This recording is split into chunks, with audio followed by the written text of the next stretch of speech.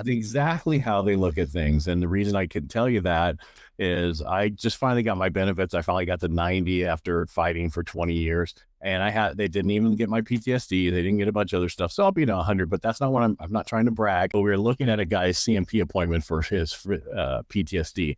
And the first paragraph showed about how he showed up clean, looked together, the whole 9 yards. And basically they say they don't have PTSD. I go, you went to work and you went from work to that CMP appointment, didn't you? Uh-huh. I go, dude, that's your first mistake.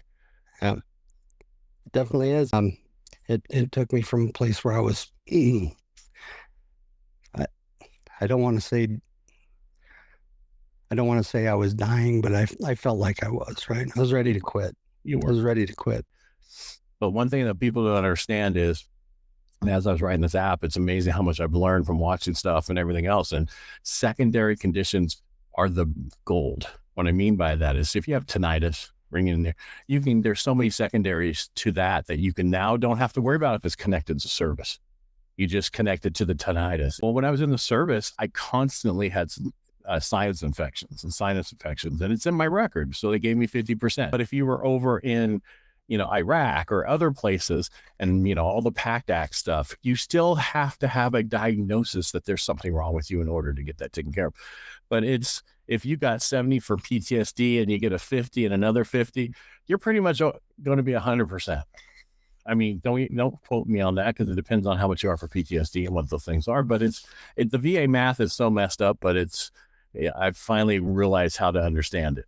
So math. You're 100%. You're 100% person, and now you have 85, which is 90.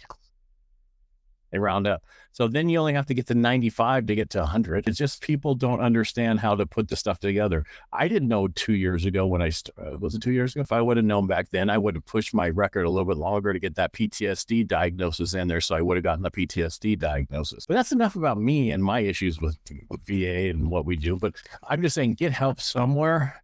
You need to get your benefits. It's huge what you get from that. And don't go, well, I'm fine, because I ran into a Vietnam vet up at my cabin. Can't hear anything, right? It's so bad. I'm like, did you get benefits? No, I'm good, man. I got my retirement and everything. You can't use another $2,500 to $4,000 tax-free. I feel like everybody can. And they've earned it. They've earned it. Exactly. And that's what we're not saying to take advantage. There are people who go, I got yelled at. Here's your 80%. Well, I don't believe in that. But everybody's different. Everybody has different levels. Everybody wasn't trained the same way. I was, at a different time.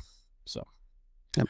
All right, Randy, what's this first question I usually ask in the beginning 10 minutes ago? What service and why? Why did you pick that service? I was in the Army. I picked that service because that's the branch my dad was in. And oddly enough, I ended up, over the course of several transfers and stuff, being in an ordnance company, which is what he did.